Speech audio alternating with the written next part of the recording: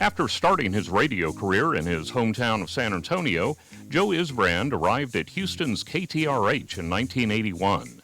While serving as a reporter, Joe distinguished himself by reporting live from the Galveston seawall when Hurricane Alicia made landfall in 1983.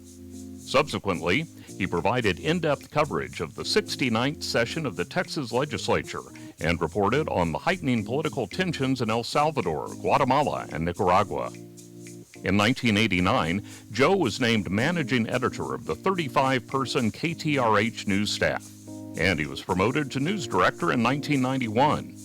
Under his leadership, KTRH earned an unprecedented 6 International Edward R. Murrow Awards for excellence in broadcast journalism and received scores of awards from the National Headliners Club, the Sigma Delta Chi Society of Professional Journalists, the Associated Press, and others.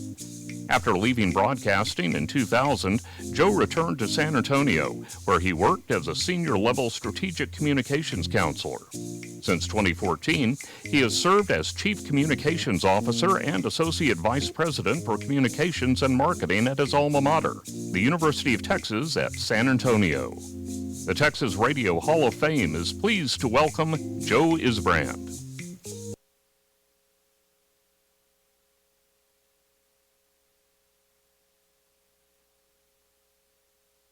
Thank you very much. That first picture, by the way, was not me, just in case you're wondering.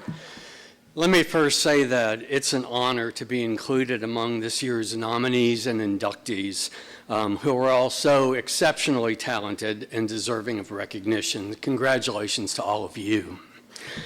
I also want to thank the voting members of the Texas Radio Hall of Fame for acknowledging the important role the all-news format has in our broadcasting industry. While I'm the recipient of this recognition, is about far more than me. This award represents the professionalism, dedication, and commitment to community service of dozens of men and women who made up the KTRH staff over the years and built it into a legacy, nationally recognized news powerhouse. Equally as important as that, there are those who worked behind the scenes to make it all happen, and I want to recognize a few of them. First, the Rusk Corporation, the Jesse H. Jones family, and Jay Jones, himself an inductee into the Texas Radio Hall of Fame. Because of Jay and the Rusk Corporation, we worked in an environment that they created that nurtured a culture of creativity, of excellence, of innovation, a place where everyone could thrive and achieve their best. How lucky were we to have that kind of station ownership? I'd also want to recognize my mentor, the late Garvin Berry.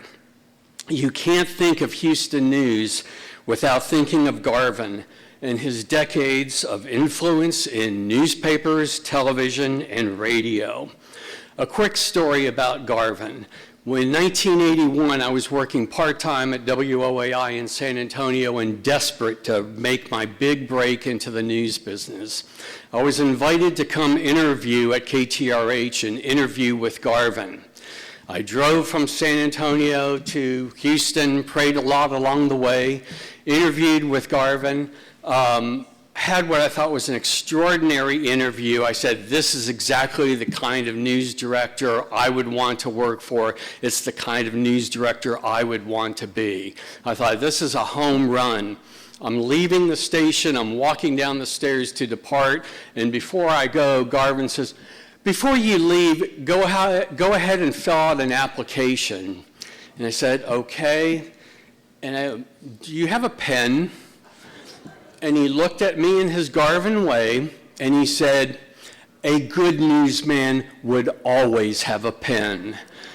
I drove back to San Antonio that day convinced I had lost the job. Obviously, he called the next day, and I obviously got it, and the rest is history. But to this day,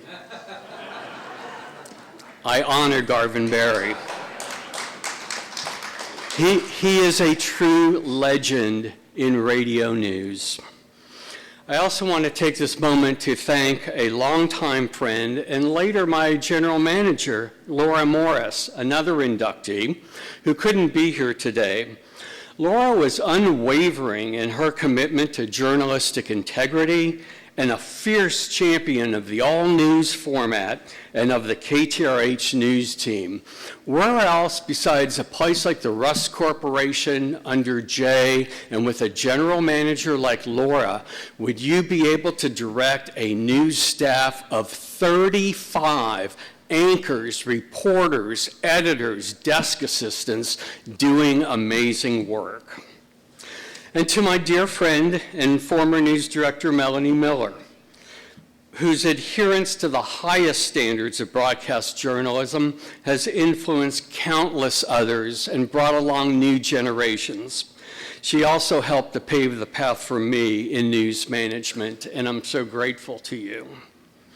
Without question, though, I wouldn't be here today without one person. For the last 38 plus years, she's been my best friend, my life partner, my biggest champion, and who has always believed in me, my wife, Sig. I love you.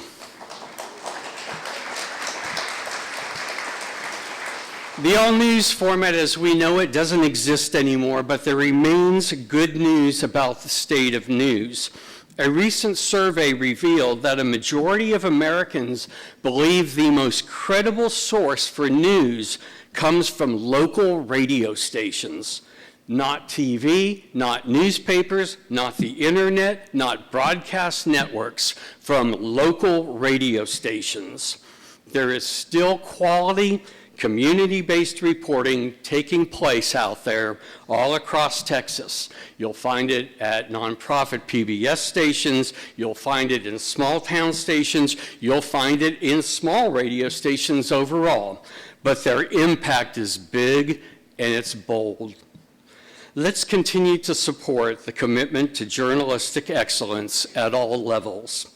I love radio and I thank you for this honor.